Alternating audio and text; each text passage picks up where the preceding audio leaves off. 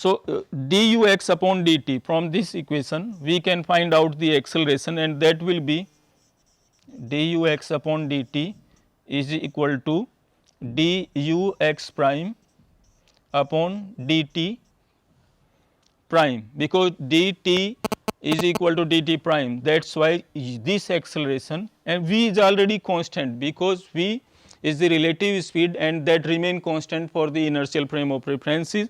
So, dux upon dt is equal to ax acceleration according to this observer, and dux prime upon dt prime is equal to ax prime. So, now we are getting this information, ax is equal to ax prime.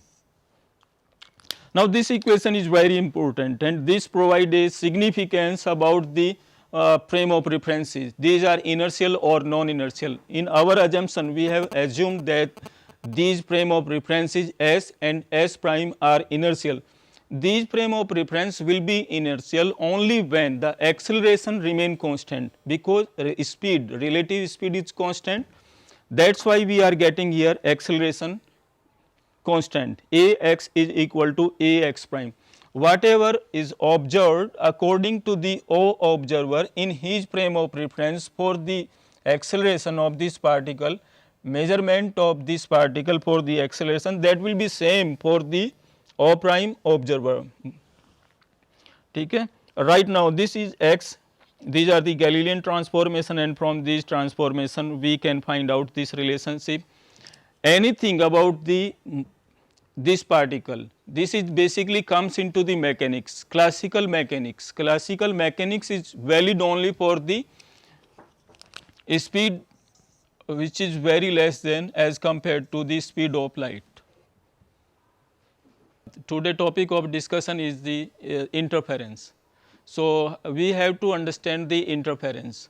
To understand the interference, it is necessary we know about the superposition principle. What is that superposition principle? So, first of all, superposition principle.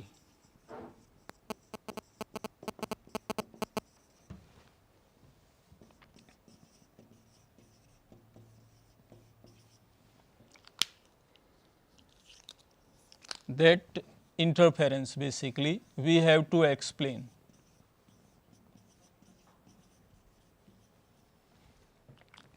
What is superposition principle and what is this interference? In rainy day we have seen some pattern nearby to the garage. A basically surface, a layer, this is layer of water, and surface of the oil basically develop a pattern, a zigzag pattern, a colored pattern. When sunlight falls on the thin film between oil and the water, a pattern, basically a colorful pattern develop into the air. So, this is the basically result of the interference, and you have seen soap bubbles, 7 colors into that and zigzag colors into that, that is also a result of interference. So, how to understand this interference? So, for that purpose we have to understand this superposition principle. Superposition principle is when two or more than two waves superimpose, they produce a pattern of this interference. So, suppose I have a wave,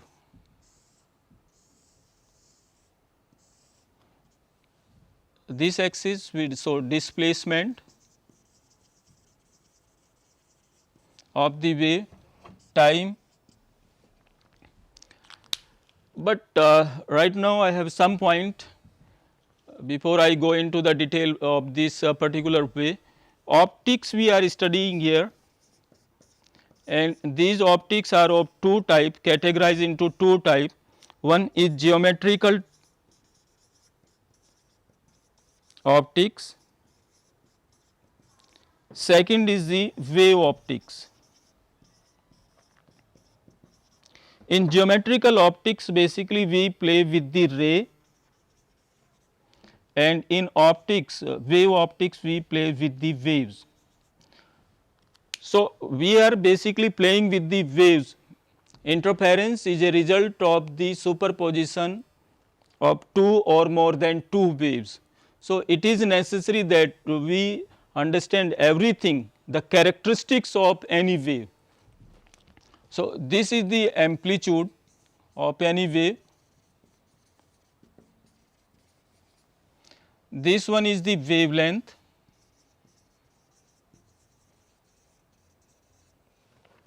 nu is the frequency,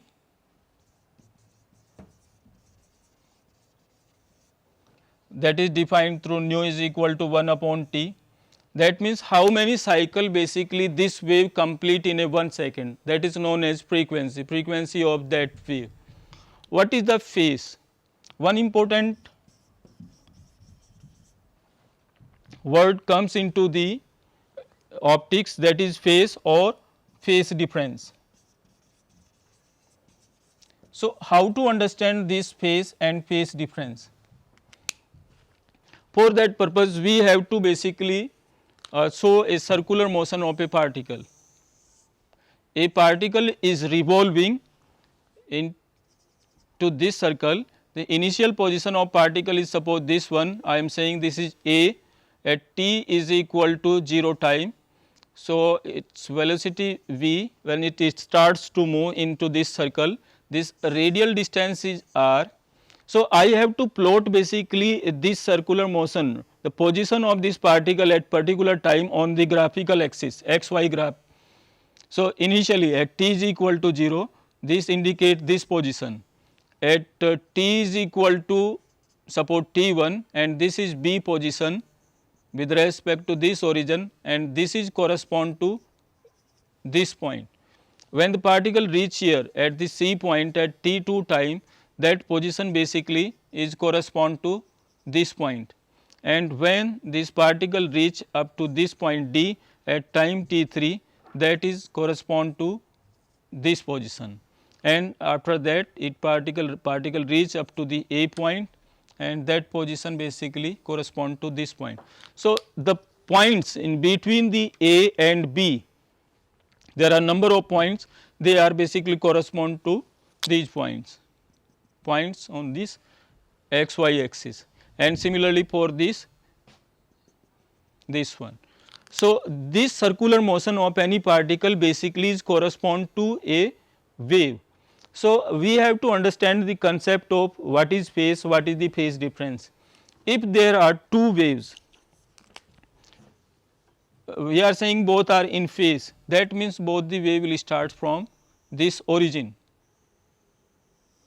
This blue wave and this red color wave have same phase, but if suppose a particle starts to move from this x point, this is the x point, and a particle starts to move from this point.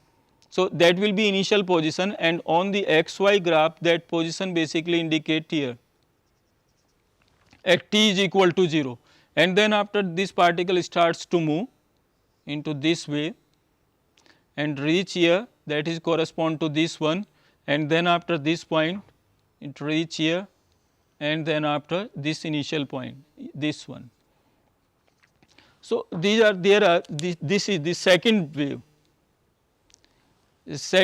and this one is the first wave. So, we have to explain the phase and phase difference. Right now this angle is suppose delta from the original position of this particle. So, this delta basically indicate to the phase difference between these two situations, first A and right now this x. This phase appears in this xy graphical representation by this way. Right now this one is the positive, but this particle can start from here. So, that will the wave will start from the here. So, this is the phase basically difference, this one is the phase difference, and if there is a phase difference between two or more than two waves, that appear in terms of the path difference. That is why you are observing here path difference between these two waves. So, these are the basic terminology which we have to understand to explain that interference pattern, this superposition principle. Amplitude what is the wavelength, what is the frequency, what is the phase, these things. Now, superposition principle is what?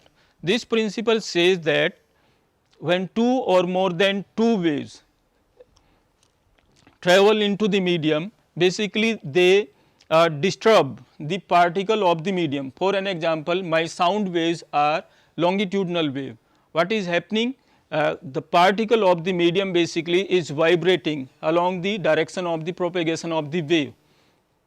So, this is the displacement of the particle. That displacement we define in this way.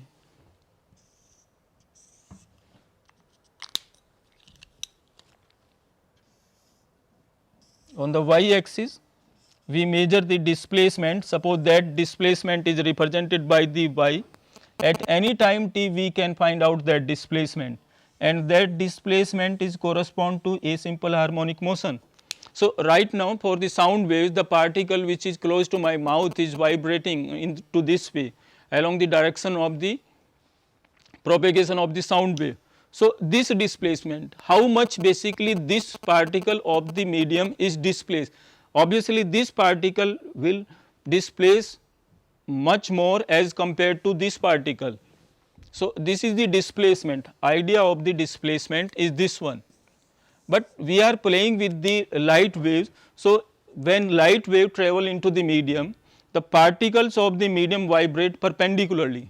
The transverse wave, nature of the light wave is transverse nature. In that, basically what happens, the particle of the medium vibrate perpendicular direction to the direction of propagation of that wave. So, how much basically that particle displacement? So, we have to find out that displacement. Now, we have these two waves, there is a phase difference of lambda. Suppose y1 is the first wave, that is represented by the a1 sin omega t, and y2 is the second wave, amplitude of that is a2 sin omega t plus this delta. There is a phase difference between this wave with y1, where a1 a2 are the amplitude, y1 y2 are the displacement because of these two waves into the medium. Resultant amplitude because of these two waves. Two waves correspond, one is correspond to this one and second is represented by this one, and these y1 y2 are the displacement of the particle of the medium due to this first wave and second wave. Superposition principle says that resultant amplitude will be algebraic sum of the two displacements. So, y is equal to y1 plus y2. The resultant amplitude of these two waves. So, y1 is equal to a1 sin omega t and a2 sin omega t plus delta. So, what we are doing here, we are just trying to find out the resultant displacement because of these two waves, and that is the algebraic sum according to the superposition principle. So, y is equal to, now we are putting the value of y1 and y2, these are the displacement because of the first wave, this is the displacement because of the second wave. So, a1 sin omega t plus a2 sin omega t plus delta t. Now, we have to expand this sin omega t plus delta using sin a plus b formula. Sin a plus b is equal to sin a cos b plus cos a sin b. So, this y is equal to a1 sin omega t plus a2 sin omega t plus sin omega t cos delta plus a2 cos omega t sin delta. Now, we can take out this sin omega t common. So, a1 plus a2 cos delta. sin omega t plus A2 cos omega t sin delta. Now, this is the y.